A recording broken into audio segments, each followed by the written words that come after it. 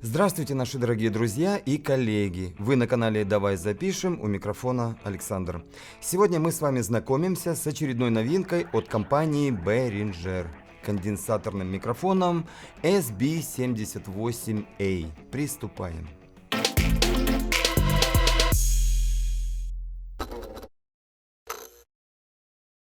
И сразу же ему до пары и в противовес достаю похожий по параметрам и назначению конденсаторный Shure SM86. С его помощью попробуем выяснить, играет ли немалая разница в цене какую-то серьезную роль, или можно неплохо сэкономить и получить тот же результат. Кстати, немалая разница — это ни много ни мало 8 с лишним тысяч рублей. Уточняю. SB78 на момент съемки стоит 3390 рублей, SM86 в районе 12 тысяч. То есть за один такой микрофон можно купить 3,5 вот таких. Что ж, давайте вкратце об использовании этих микрофонов и заодно пробежимся по основным цифрам из характеристик. Подобные инструменты имеют широкую сферу применения, от концертной работы вокалистов на открытых и закрытых площадках до студийной записи голоса, гитар и других инструментов. Кардиоидная направленность по описанию у обоих образцов максимально изолирует основной источник звука от фоновых и других нежелательных шумов и сводит к минимуму возникновение обратной связи. А интегрированные ветрозащита и поп-фильтр и здесь создадут надежную защиту от взрывных звуков, ветра, дыхания и так далее. Ну и плюс еще одна фишечка у Behringer. Это возможность подрезать низкие частоты.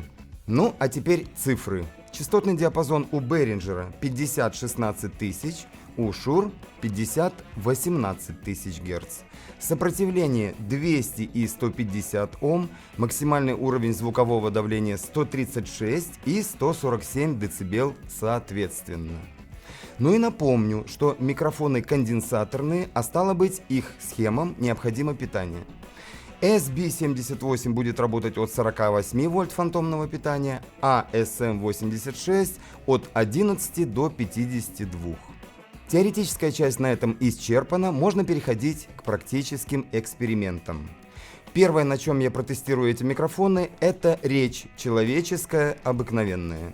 Уровень усиления на карте выставляю одинаковый, внимательно слушайте и пытайтесь уловить разницу. Конденсаторный микрофон в своей основе использует конденсатор, где одна из обкладок играет роль диафрагмы и выполнена из тонкого пластика, другая неподвижная и выполнена из проводника. Для работы микрофона между обкладками должно присутствовать поляризующее напряжение 48 вольт.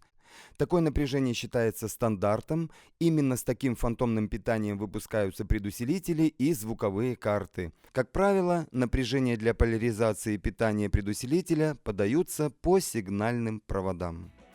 Вторым экспериментом будет изучение реакции этих микрофонов на изменение подачи сигнала по оси. Слушаем. Конденсаторный микрофон Behringer SB78A. Частотный диапазон от 50 до 16 тысяч Гц, сопротивление 200 Ом, максимальное звуковое давление 136 дБ, питание 48 вольт, цена 3390 рублей. Конденсаторный микрофон Shure SM86.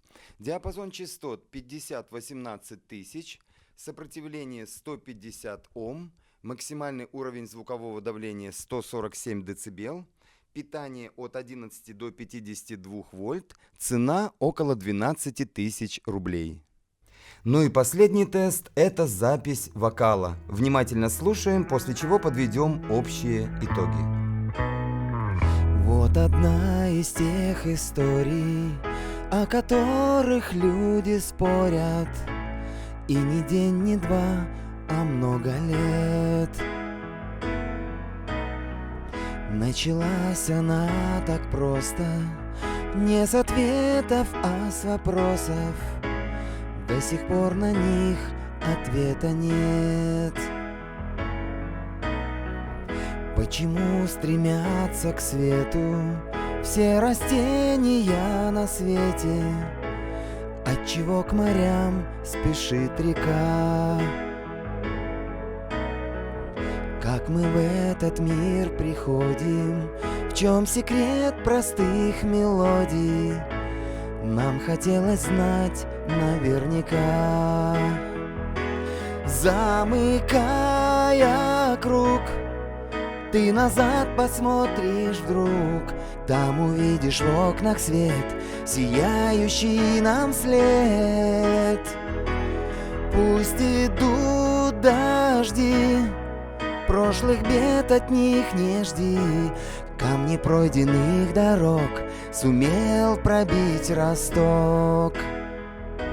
Ну и что у нас в итоге? Как мне показалось на речевом тесте, частотная картинка у Шурика благороднее, реакция Беринджера на низкие частоты слишком откровенная. Возможно, именно поэтому ему добавили функцию среза. Хотя на женских или высоких мужских голосах будет, наверное, совсем неплохо. Тест по направленности показал то, что кардиоида у SM86 работает почетче, SB78 ловит больше звука вне оси. Ну а вокальный тест оцените сами, дорогие наши друзья. Ждем ваших комментариев и вопросов. Пишите, обязательно всем ответим. На этом все. Оставайтесь с нами и до новых встреч на канале «Давай запишем». Тест по направленности показал то, что кардиоида у SM86 уровень усиления на карте выставляю одинаковый. Внимательно слушайте и пытайтесь, или не пытайте. Почему тишина?